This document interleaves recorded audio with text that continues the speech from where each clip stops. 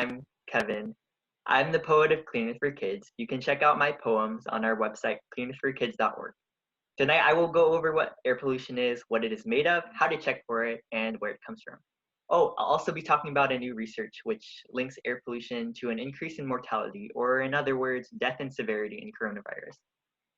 So, air pollution is the presence of a harmful substance or particles in the air which can cause major damage to any living thing that takes it in, according to CaliforniaAir.org.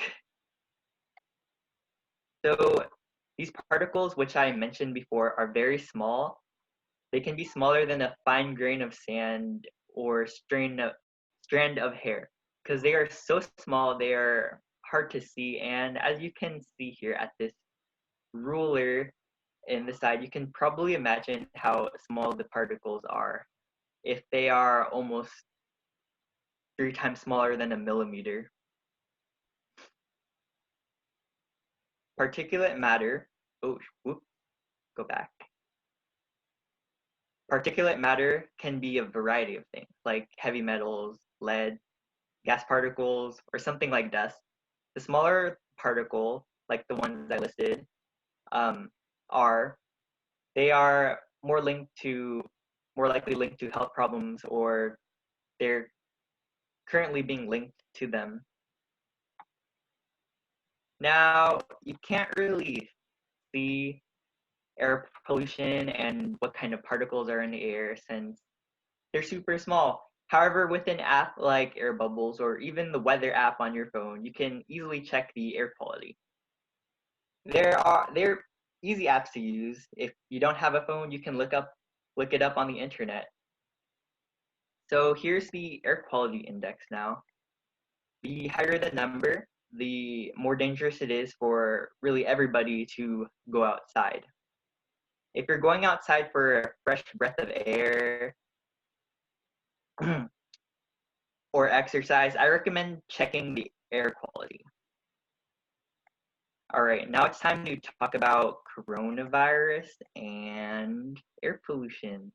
So according to a New York Times article, in an analysis of 3,080 countries in the United States, researchers at the Harvard University T.H. Chen School of Public Health found that higher levels of the tiny dangerous particles in air, known as PM 2.5, particulate matter 2.5, it's the thing I was going over in the previous slide, were associated with higher death rates from the disease.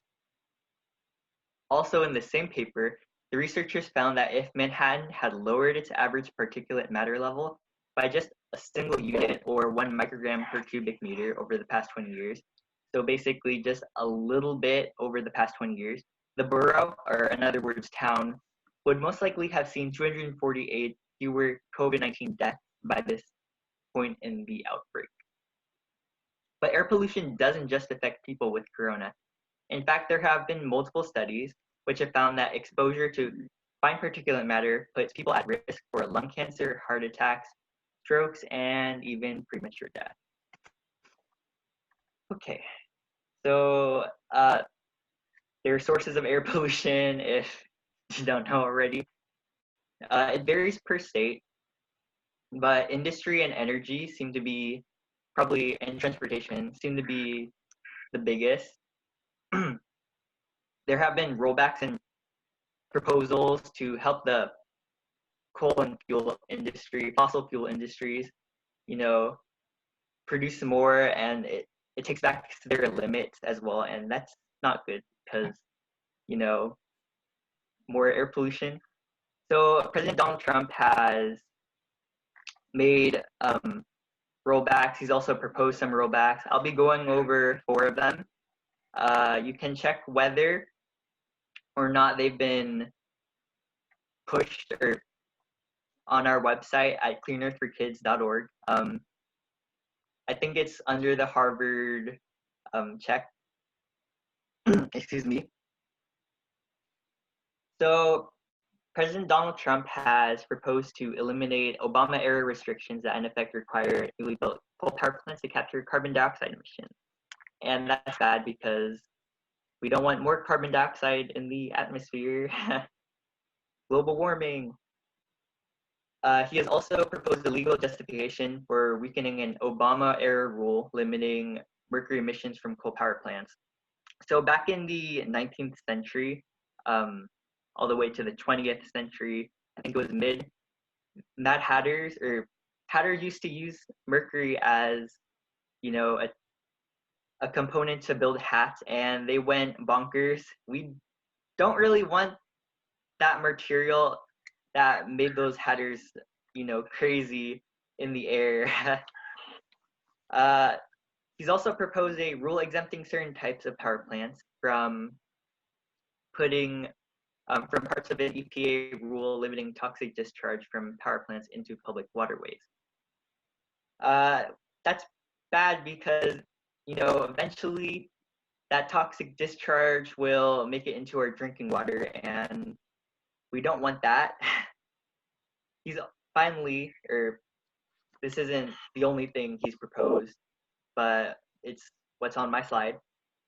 He's proposed to extend the lifespan of unlined coal ash holding areas. So coal ash is made of heavy metals like arsenic, lead, and mercury. And the holding areas for coal ash generally don't really do their job, especially when it rains, like right now in California, in Oceanside.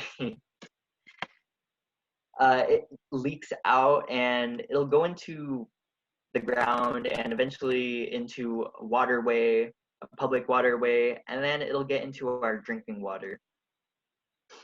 So here are some solutions which, we could all do to reduce the amount of air pollution in the air, and maybe perhaps do something for the proposal. So we could drive less, or do it when really it's needed, which is a lot, but don't take it out for a joyride. You can turn off your engine when you're not using it. Don't idle, please. You can take a train, you can carpool, you can bike, you can hike. Wow, those rhyme. You can start a climate action plan, and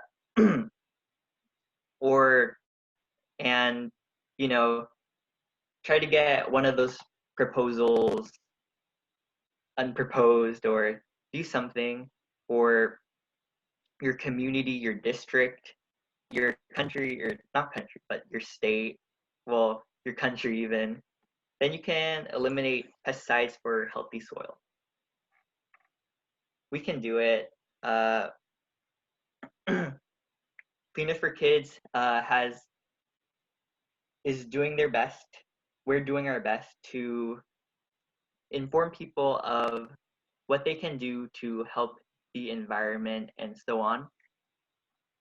On our website, you can find a lot of things. And so on. You can sing, you can write poetry like me, you can write an essay, you can even write this or make a slideshow like I have to help others be informed of what's going on. And you can do that for community service. Woo!